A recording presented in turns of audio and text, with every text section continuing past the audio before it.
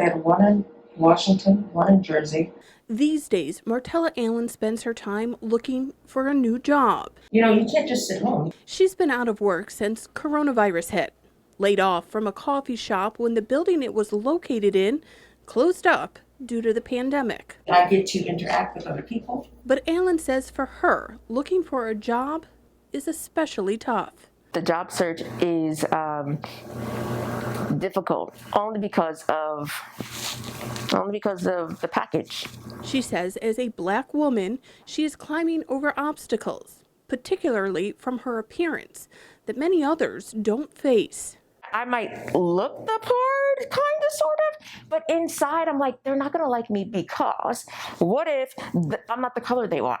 What if they don't want me because of my hair? And I had my hair in braids, and they told me it wouldn't fit the culture, and I need to take the braids out. This woman, who spent 12 years working in RTP before her company folded in 2008, says being Black has been her biggest obstacle to finding work. I thought it would be good for Cisco. Today, as she is searching for a new job, she prefers not to be identified for fear of even more backlash for talking about the issue. But she did share some of the comments she has been told in job interviews. On Fridays, it's casual Fridays. You can wear jeans, but not those jeans that you people wear.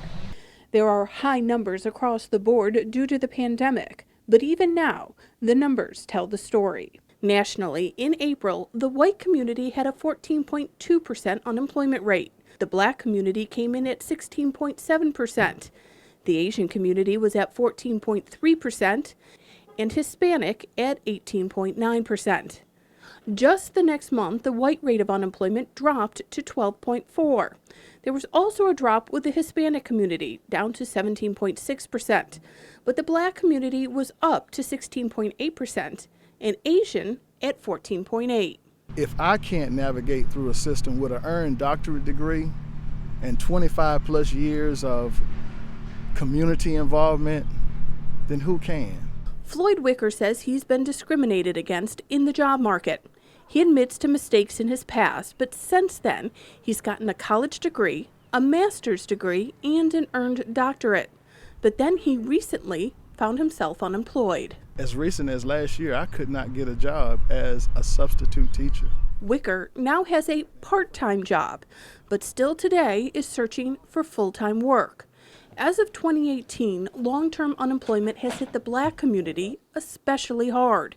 People out of work for at least 26 weeks in the white community is at 20%, but the Black community is at 32%. For Allen, she says she's taking this one day at a time and hoping her looks aren't her barrier. Tried bleaching my skin. I wanted my nose done. I wanted my lips done.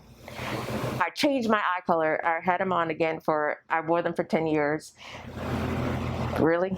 Well, I wanted to share with you what one of the women I interviewed told me. She says, I have always had to be someone else in this world, and it's never enough, or will be. Loretta Beniti. This was Tiffany Perry last October with her two sons, Devon and Christian. She shared her story, opening up about her own loss, one stillborn baby, followed by 2 miscarriages before giving birth to Christian. To this day, it hurts. I took 3 kids that was a part of me. She's not alone. The 2018 North Carolina infant mortality report shows the rate for African Americans is 12.7%, while the rate for white infants is 5.2%. The NC Institute of Medicine lists food insecurity, partner violence, smoking, and maternal obesity as some of the factors associated with high rates of infant mortality. Now, 9 months later, we caught up with Perry and Christian, a happy, smiling 1-year-old. Perry has turned her pain into action and hopes she can be of service to other women in her shoes. I wouldn't wish this on anybody. This is a hurtful thing to go through, especially back to back to back to back. She took part in an initiative in Wake County called Best Baby Zone, aimed at creating an action plan to reduce the African American infant death rate. The group determined several core focus areas, including training for medical staff about what structural racism is and how to prevent bias in healthcare. Perry says she felt like no one listened to her after her first stillbirth. You would think, okay, now we need to figure out why. What was the cause? What can we do to prevent this from happening the second time? Instead, it took for me to lose 3 babies. The mortality rate for Black mothers does not fare any better than the infant rate. A CDC study shows from 2007 to 2016, the death rate of Black mothers was more than 3 times higher than white mothers. While a precise reason has yet to be nailed down by researchers, they point to racism within society at large and within the healthcare system as contributing factors. A life is a life, and they just have to, look at themselves like, would y'all want to be, wouldn't y'all want to be heard, would y'all want to be just pushed to the side and not cared about? Perry says she still thinks about her children who have passed on and cherishes every moment with her boys, even on the hardest parenting days. There isn't a time on when you're supposed to stop grieving. Like, there's no expiration date. Bye-bye. In Raleigh, Amy Elliott, Spectrum News 1. As much as Paula Brown wants customers in the restaurant, she's proudest of what's out back. The smoker cooking up jerk chicken. That's what we're known for. Our jerk chicken at Coco's is always all you can eat.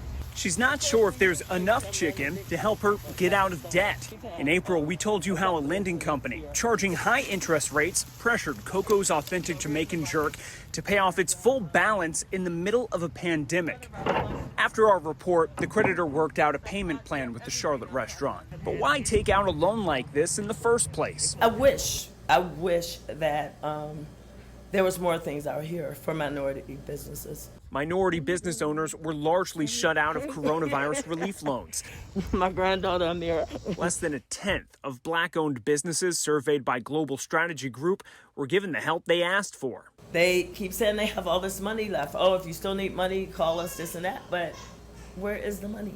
It's a reminder of the inequality exposed in the last recession. According to a study from the National Bureau of Economic Research, in the years leading up to the housing crisis, even considering credit score and other risk factors, a Hispanic homebuyer was 78% more likely than a white buyer to have a high-cost mortgage. African Americans, 105%. Just in 2012, the Justice Department forced Wells Fargo to pay back more than $175 million in homeowner relief when it found the bank discriminated against African American and Hispanic borrowers, charging higher fees and giving worse interest rates. When people can't get fair credit from traditional banks, many end up taking predatory loans. They end up turning to some of these high interest loans because they don't have access in other places. Chuck Jones is executive director of Commonwealth Charlotte, which helps people refinance predatory loans, which can have interest rates in the hundreds of percent. Within a couple of weeks or months, they owe far more than they borrowed to begin with. That's the case for Paula. No matter how much jerk chicken she sells, she doesn't know when she'll be out of debt. You can see I'm here daily. My kids are here daily working hard. And when we needed help, it's not there. Tim Spears, Spectrum News 1. Mama, get up and get in the car right. I can't. The images are startling, heartbreaking. Oh my God, please don't tell me he's dead. And more frequent than anyone would like. Now the sadness and frustration is turning into calls for action, as anger over the distrust in law enforcement grows among many in our state and nation, particularly in the minority communities. Stuff like that has been going on. It just wasn't videotaped. We're tired of PR moves. We're tired of photo ops. We're tired. We talked to 2 families who say they have lost faith in some of the law enforcement community. First, Kyron Hinton, a Raleigh man who was suffering from a mental episode when police confronted him, and then was beaten and attacked by a police dog on camera. I wish he had someone there just to you know, be able to de-escalate and not heighten the situation and not just so violent. Months later, Chiron died from a homicide after a different incident. Now it's his loved ones who speak for him, and they say his experience with law enforcement has forever changed their view. What would go through your mind today if you were pulled over by the police? Fear. Absolutely fear. Even with if I haven't done anything wrong, I would still have that level of fear. I don't know if how this thing is going to end. He was murdered. It just is what it is. He was murdered. Across the state, another family mourns. Mecco McCarthy's son died after being tasered by a Charlotte-Mecklenburg police officer in 2011. Nearly a decade later, the hurt and anger with law enforcement remains. They come out to situations and they make the situation worse sometimes because they amped up, they adrenaline. It's almost like they wake up, get in their car, and look for some action. According to statistics released by Statistica, as of June 30th, over 500 Americans had been shot by police. 105 of them were black. That's about 1/5, but African Americans make up about 13% of our population. And the rate of fatal police shootings is the highest amongst the black community, at 31 per million as of the end of June. These statistics and stories like those that we heard are why many are asking for changes when it comes to law enforcement. We led the change to see mandated impartial policing, racial equity, and de-escalation training for officers. For their part, police chiefs in North Carolina say they are making an effort. The national call for the 8 can't wait measures are already widely used in our state.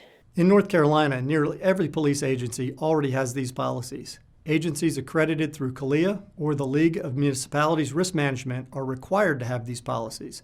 But this is about more than just policy changes for many. Now there are calls to defund or radically change how money is distributed to police departments. This means local elected leaders are also having to take notice of these trust issues.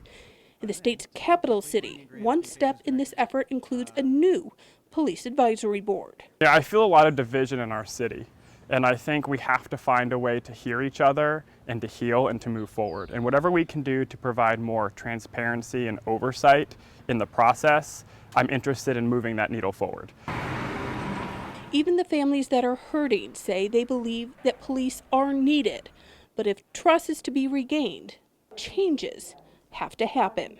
And I believe that the timing is right. If there's ever going to be a change that's going to be positive, it is now.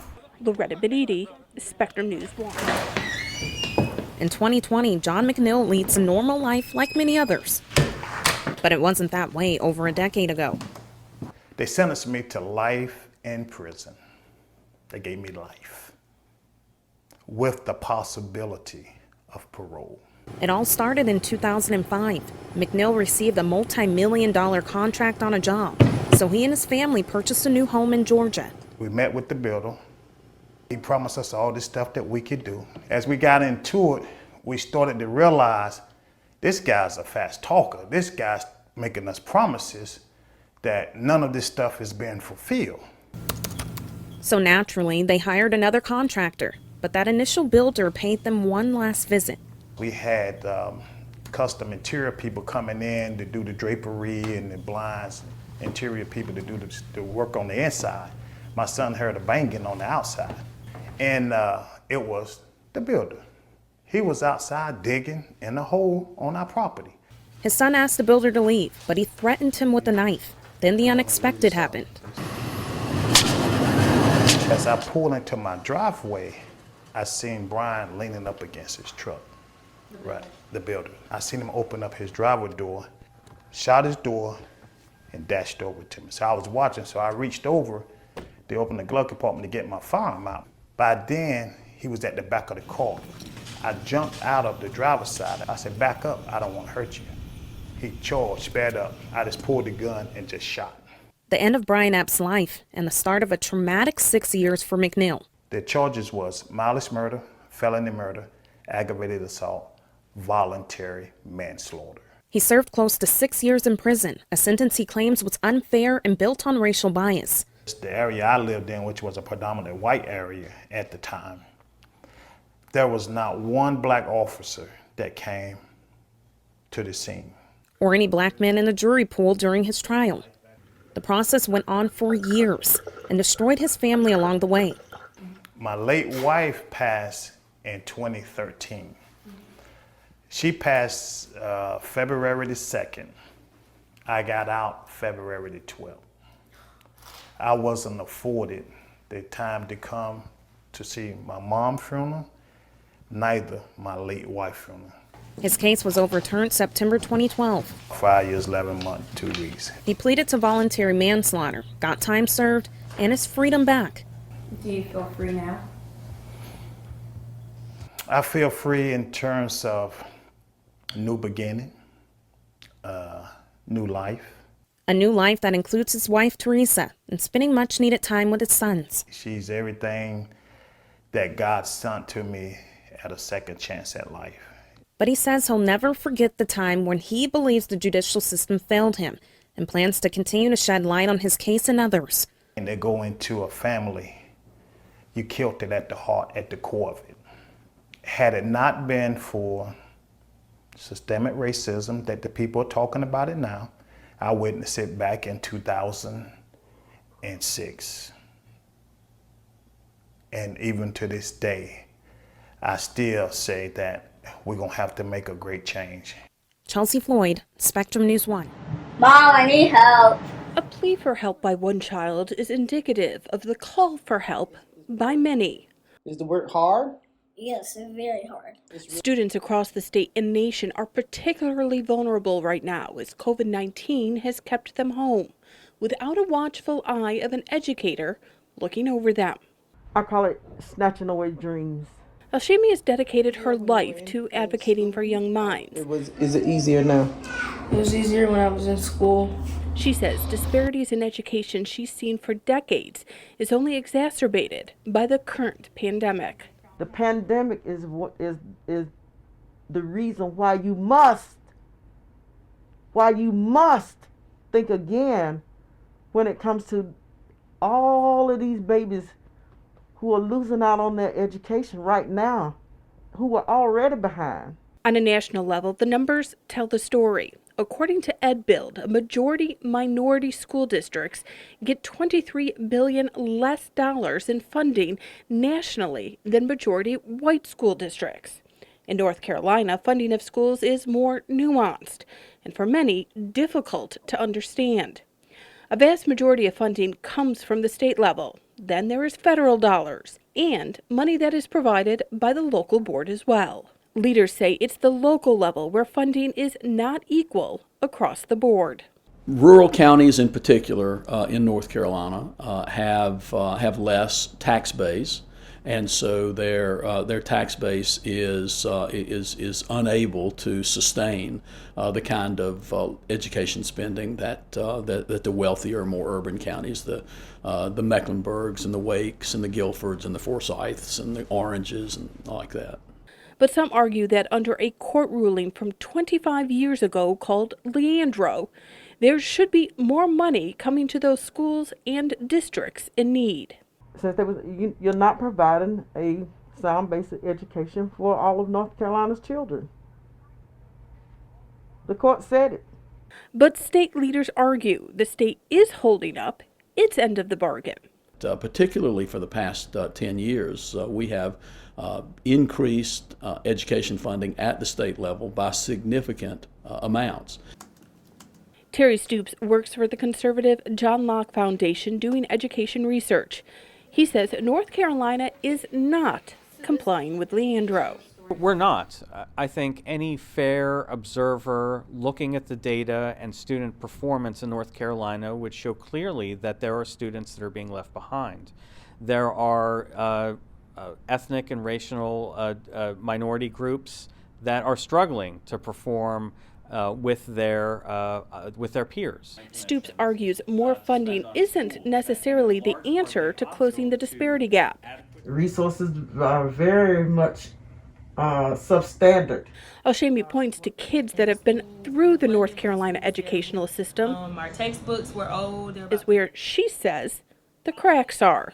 Poor funded schools are predominantly black and brown children. And while everyone agrees there is some disparity in what each district, each school, and each child gets, Oshemi says those differences need to be erased. When it comes to our own, how dare anybody treat our child that way? But the state of North Carolina, this is what you're doing to children. Loretta Beniti, Spectrum News 1. This nation will rise up. While names like Dr. Martin Luther King Jr. and Brown versus Board of Education are synonymous with the civil rights movement, a court case out of North Carolina would help shape the nation. In many ways, it signals to the rest of the nation that Charlotte really is this progressive city. Dr. Willie Griffin is the staff historian at the Levine Museum of the New South and says Charlotte's place in the spotlight started when Darius and Vera Swan wanted to give their son a chance at a good education. They believed as the world progressed that students who were going to live in an integrated world, they needed to go to integrated schools. James Swan, Darius and Vera's son, was assigned to an all-black school after pleas from his parents to let him attend a neighborhood school. It was a closer school, but it was also a school that was probably better equipped in terms of facilities. The Swans joined forces with attorney Julius Chambers to sue the school system in 1965. Dr. Rosalind Mickelson says the evidence Chambers had was overwhelming. It was my word, not his, slam dunk that the school board had acted consciously to segregate children by race. In 1969, Judge James McMillan ruled the district was running dual systems for black and white students. But the school board appealed the decision. So in 1971, Chambers went before the U.S. Supreme Court to make his case again. Your Honor, I think that the issue or basic issue involved is whether a school board can continue to perpetuate segregated schools, where these schools have been created by state practice or state action, when a feasible plan is available to disestablish the segregated schools. The High Court upheld the lower court decision, and CMS came up with a plan to bus students to integrate schools. Charlotte became a national model for how to make integration work. But this caused some problems and protests. As one person told me, if I had wanted my children to go to school with people from the trailer parks or the projects, I would have moved next to one.